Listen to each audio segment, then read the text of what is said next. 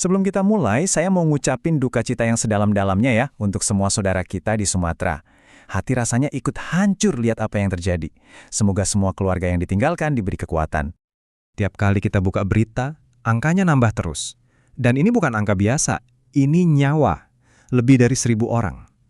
Coba dibayangin, itu kayak satu desa. Satu desa utuh, hilang. Oke, ayo kita bedah bareng-bareng. Narasi yang paling gampang kan, oh ini bencana alam atau ini takdir Tuhan. Tentu, kita semua orang beriman. Tapi rasanya kok nggak mungkin ya, Tuhan nyuruh kita ngerusak rumah kita sendiri, terus pas rumah itu ambruk dan nimpa ribuan orang, kita nyalain dia. Masalahnya, ini tuh bukan musibah yang tiba-tiba datang. Ini bom waktu. Bom waktu yang udah dirakit pelan-pelan selama puluhan tahun. Kita bakal coba lihat ke belakang sebentar, ke semua peringatan yang sebenarnya udah jelas banget, tapi kayaknya sengaja nggak didengarnya.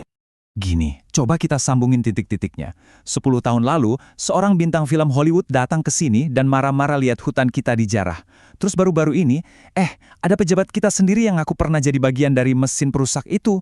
Tanda-tandanya tuh udah ada di depan mata kita dari dulu. Anda mungkin masih ingat video viral ini. Harrison Ford, si Indiana Jones, datang buat syuting film dokumenter. Harusnya dia lihat harimau sama gajah di Tesonilo, tapi yang dia temuin malah lautan sawit ilegal. Dia marah, jelas. Tapi respons yang dia dapat apa? Cuma senyum sama ketawa-ketawa. Peringatan itu cuma dianggap angin lalu. Nah, sekarang kita coba main detektif. Kita lihat bukti forensiknya. Biar kita paham siapa yang salah, kita harus ngerti dulu sains di baliknya. Gimana ceritanya hujan yang harusnya jadi berkah malah bisa berubah jadi senjata pemusnah massal? Kunci buat ngerti ini semua ada di satu istilah sains, koefisien limpasan. Gampangnya gini, ini tuh hitung-hitungan seberapa banyak air hujan yang langsung kabur ke sungai dibanding yang minum ke tanah. Nah, ini dia yang bikin kaget. Hutan alami di Sumatera itu kayak spons raksasa. 90% air hujan itu diserap sama tanahnya. Koefisiennya cuma 0,1. Tapi, begitu hutan itu diganti jadi kebun sawit atau tambang, tanahnya jadi kayak disemen, jadi beton, koefisiennya loncat jadi 0,9. Artinya apa? 90% air hujan itu langsung lari ke sungai, nggak ada yang nahan. Jadi, ini poin paling pentingnya. Gara-gara hutan hilang, volume dan kekuatan air yang ngehajar sungai itu naik 9 kali lipat. 9 kali? Coba, sungai mana yang kuat nampung air sebanyak dan sekuat itu? Ya inilah yang bikin air hujan jadi senjata yang bisa bawa batu segede mobil dan ngancurin apa aja di depannya. Oke, sainsnya kita udah paham. Sekarang kita lihat sistemnya. Sistem yang bikin semua kerusakan ini jadi, bisa dibilang legal. Angka yang satu ini benar-benar bikin geleng-geleng kepala. Menurut audit BPKP, ada 3,3 juta hektar sawit yang ditanam secara ilegal di dalam kawasan hutan. Seberapa gede sih itu? Coba bayangin Jakarta. Sekarang bayangin area 50 kali lebih luas dari Jakarta. Nah, seluas itulah kawasan yang harusnya dilindungi, sekarang jadi kebun. Dan pusatnya ada di Sumatera.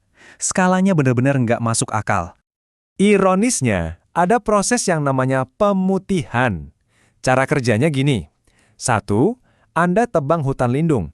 2. Anda ketahuan. Tapi, bukannya masuk penjara atau tanahnya disita negara, Anda tinggal bayar denda aja. Udah gitu, bisnis ilegal Anda langsung jadi legal. Sah.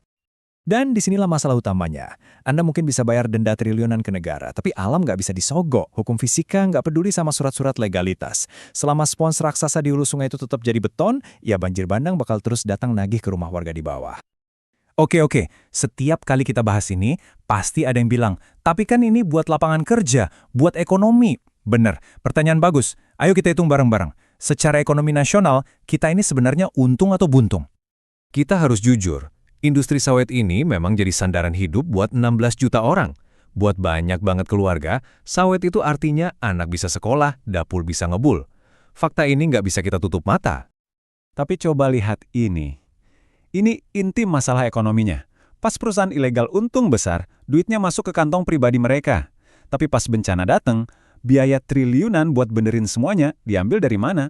Ya dari kas negara, dari pajak kita semua. Jadi untungnya buat sendiri, ruginya buat rame-rame. Ini pertanyaan yang penting banget buat kita renungin. Kalau untungnya lari ke segelintir orang, tapi kerugian akibat bencananya harus ditanggung sama seluruh rakyat Indonesia, apa itu model ekonomi yang sehat buat bangsa kita? Oke, kita udah tahu masalahnya apa. Nggak cukup sampai di situ, kita harus ngomongin solusinya. Jadi, apa yang bisa kita lakuin buat benerin ini semua? Sebenarnya ada beberapa langkah konkret. Pertama, stop pemutihan kebun-kebun di area paling penting, kayak hulu sungai yang jadi benteng alami banjir.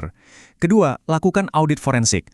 Bongkar siapa cukong besarnya, jangan cuma petani kecil yang dijadiin tameng. Ketiga, bikin hutan itu jadi sumber duit baru lewat skema karbon kredit, jadi ngejaga hutan lebih untung daripada nebang. Dan keempat, hukum ekspor harus ditegakkan. Mau jual barang ke luar negeri, buktikan dulu barangmu itu bukan dari hasil ngerusak lingkungan. Pada akhirnya, ini semua muaranya ke satu hal, krisis akuntabilitas. Kejahatannya jelas, perusakan hutan, korbannya ada, ribuan nyawa. Tapi pelakunya, seolah-olah mereka udah beli pengampunan, cuma dengan bayar denda. Ada pepatah di dunia bisnis yang pas banget buat situasi ini. Alam itu nggak pernah gagal bayar. Dia akan selalu datang buat nagih utangnya. Dan seperti yang kita saksikan di Sumatera, bunganya sangat-sangat tinggi. Jadi, saya tinggalin Anda dengan satu pertanyaan ini buat direnungkan. Kalau keuntungannya cuma sementara, tapi kerusakannya permanen dan biayanya harus ditanggung semua orang, apakah merusak alam itu sebetulnya investasi paling bodoh dalam sejarah manusia?